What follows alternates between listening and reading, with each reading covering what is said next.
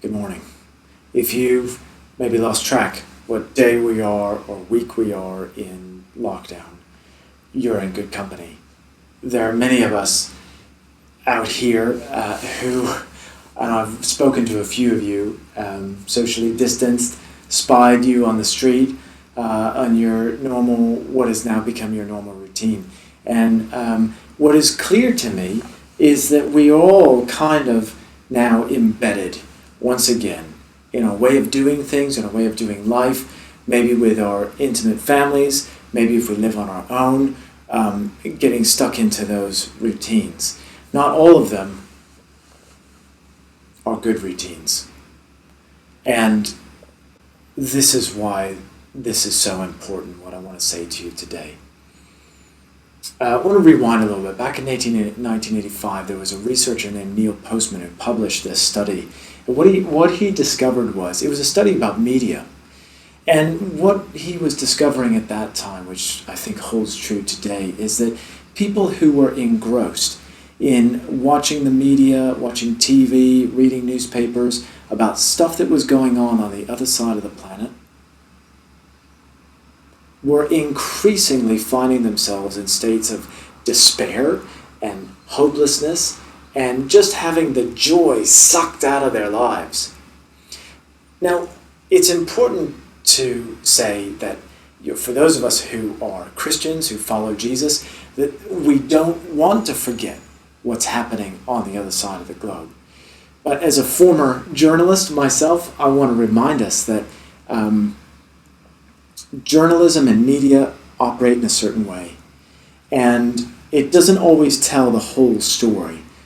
I remember that we were covering a protest in London. It was a climate protest, and it looked like, we had a cameraman on scene, and we were covering that event, and it looked pretty horrendous. It looked like there was a clash imminent between police and these protesters. They were getting angry and hostile, and it looked huge. The reality of the situation, it was 35 people on the ground. But we have a way as journalists of filming these things to create impact. We may find ourselves in this moment in life being impacted upon by the news of the world around us. Let's just take a moment and reframe what's going on in our lives.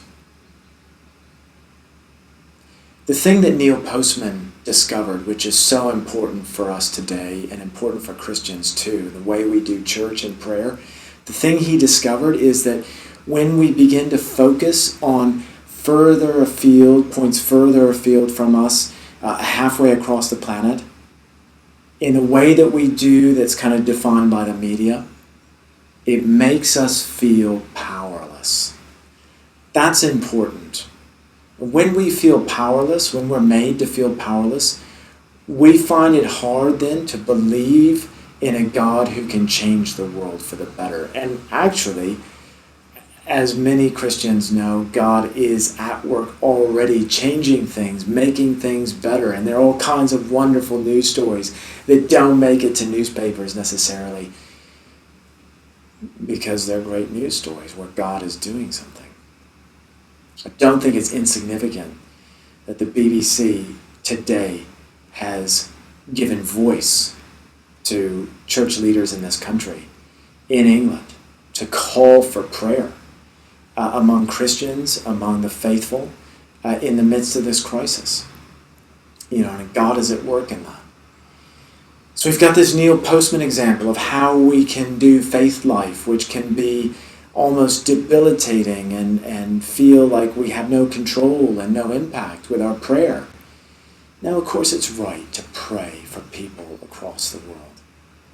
But if that's the only thing we're praying for, we're losing sight of a lot of the power of the gospel. You think about what Jesus said and taught and demonstrated in his own ministry on earth, which was with his neighbors, with people that he was in proximity with, the people that he healed, the people that he taught.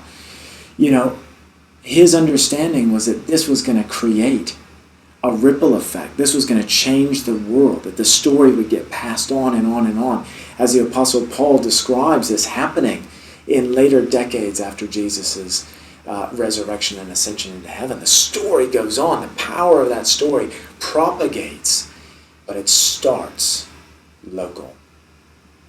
Local movements, man, they are powerful. If you're into local businesses and supporting local businesses and that kind of thing, a local trade, you know how powerful this is. It seems small, but because we're all engaging at that level, it has a ripple effect.